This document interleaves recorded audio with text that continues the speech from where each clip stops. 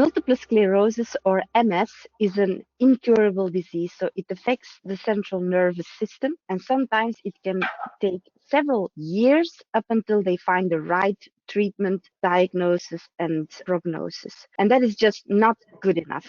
So our target as a team within this Flanders AI research program is to develop AI tools to speed up this identification of the right treatment for the right patient. And we do this by focusing on three main clinical challenges. First of all, we want to know which treatment is the best. So we aim to develop decision support systems for relative treatment effectiveness in what we call a real world setting. And then we come across all these challenges. MS is very heterogeneous. There is a high number of disease modifying therapies. There are so many confounders, and it is a very slow disease.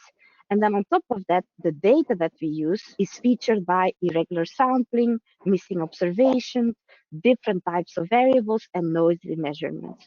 In the next challenge, we actually want to identify very fast if the treatment works.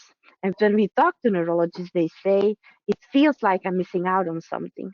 And it would be great if you would see it sooner. And that's why we aim to identify new biomarkers. And we believe that there are some new kids on the block, which we refer to as radiomics and apomics, which are high dimensional features in MRIs, as well as evoke potential time series. And then finally, the next clinical challenge is that we want to scale up, because there are currently many data sets already available, but it is very difficult to work with them because the heterogeneity between those registries is high.